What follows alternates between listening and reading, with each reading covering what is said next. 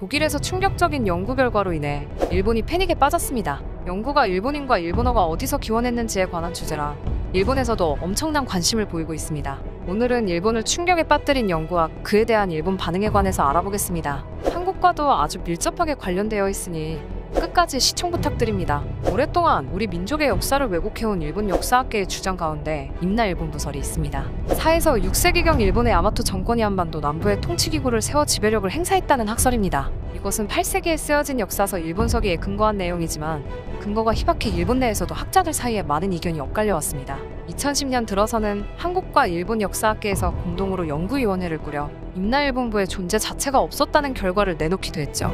하지만 일본 정부 차원에서의 역사 왜곡은 교묘한 방식으로 이루어졌습니다. 일부 역사 교과서를 통해 여전히 임나일본부설을 긍정하는 내용을 학생들에게 가르쳐온 것이죠. 이에 따라 여전히 이를 믿는 일본인들이 상당수 있습니다. 우리로서는 미치고 팔짝 뛸 노릇인데요. 하지만 최근 밝혀진 새로운 연구 결과에 따르면 이 사실을 정면으로 반박할 수 있는 내용이 거론되고 있습니다. 더구나 일본 학자가 포함된 연구팀에서 내놓은 결과이기에 이번에야말로 일본 학계에서도 어쩔 수 없이 인정할 수밖에 없는 상황입니다. 이 연구팀은 독일의 막스 플랑크 인류역사과학연구소 학자들을 중심으로 일본과 중국, 한국, 러시아, 미국 등에서 온 언어학자와 고고학자, 인류학자로 구성되어 있습니다. 더구나 각종 DNA 해석으로 시작해 고고학 자료와 각 학문 분야의 방대한 자료를 조합해 매우 정밀한 연구 결과를 바탕으로 공통된 조상들의 거주지와 분산 경로, 시기를 분석한 것이기에 신뢰도는 더욱 높다고 할 수 있죠.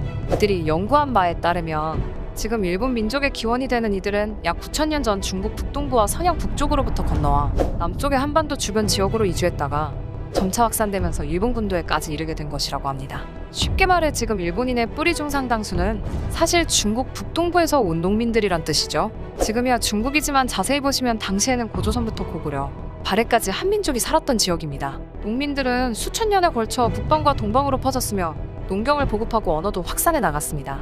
맨 마지막에는 일본 열도에 이르러 벼농사를 퍼뜨리고 기존에 살고 있던 조문인의 언어로 바뀌면서 자연스럽게 현지화되었다고 할 수 있습니다. 이를 두고 일본 내 여러 학자와 언론인들이 애써 침착한 반응을 보이는 것을 알 수 있습니다. 대놓고 부인할 수 없는 엄연한 연구 결과에 대해 반박은 하지 못하고 점잖게 유보적인 태도를 보이고 있는 것인데요. 어느 저명한 국제관계 연구자는 하나의 설로서 매우 재미있다라면서 인간이 섞이는 것은 당연한 만큼 예태륙과 연결된 일본 열도가 있었기에 기원이 하나일 수 있다고 보는 것은 충분히 논쟁적이라는 견해를 드러냈습니다. 전문가를 자처한 또 다른 기자도 3,000년 전 야요인의 이민과 마찬가지로 지금도 새로운 이주민이 일본에 자리 잡으며 재류 외국인이 280만에 달할 정도라는 의견을 밝혔습니다. 한 네티즌은 연구 방법에 문제가 있다고 생각한다라면서 반드시 언어와 DNA가 지역에 남은 유물과 상관관계가 있는 건 아닐 것이라고 반박하는 논리를 펼쳤습니다. 이외에도 여러 댓글을 통해 이번 연구 결과가 설득력이 없다 말하는 사람도 있고 조금 다른 의견을 내는 사람들도 존재합니다. 산케이 신문은 이미 20년 이상 전부터 일본인의 조상은 한국에서 왔다라고 반복하고 있다.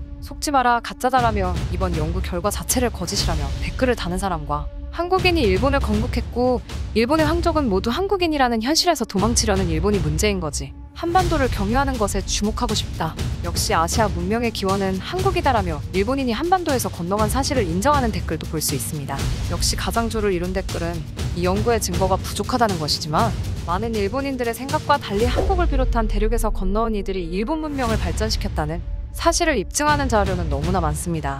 일본 연구진이 아일랜드 과학자와 협업한 또 다른 연구를 통해서도 밝혀진 내용이 있는데요. 아일랜드 더블린 대학에서 발표한 것으로 유전자 분석을 통해 조문인과 야요인 이후에도 일본 열도에 대규모 집단 이주가 있었다는 사실을 밝혀냈습니다. 이들은 약 17,000년 전부터 12,000년까지 존재했던 조문인과 기원 전 900년 무렵까지 존재했던 야요인 이후의 세대인 만큼 매우 최근에 생존했던 인류입니다. 더 놀라운 것은 그들이 한반도 출신의 사람이었으며 현재 일본인의 대다수가 이들 한반도인의 후손이라는 점에 있습니다. 임나일본부설을 정면으로 반박할 수 있는 완벽한 연구 결과가 밝혀진 것이죠. 임나일본부설은 일본 식민사관의 대표적인 이론이라고 할 수 있습니다. 과거 일제강점기 시절 일본의 식민 통치를 합리화하는 수단으로 이용되어 왔던 것인데요. 광복 이후에도 일본 역사학계 주류 세력들과 보수 우익 세력에서는 이 이론을 바탕으로 집요하게 우리나라를 공격해왔습니다. 이에 대한 허구성을 입증하고자 우리나라 역사학계도 많은 노력을 기울이며 반격해왔지만 교묘한 일본의 공세 앞에서 뚜렷한 성과를 보이지 못했던 것도 사실입니다. 이렇듯 무척이나 오랜 세월 동안 한국과 일본 사이에서 화상처럼 떠돌아다니던 학설을 일본 학자가 포함된 연구팀에서 정면으로 반박하고 말았으니 일본 입장에서는 허탈할 만도 합니다.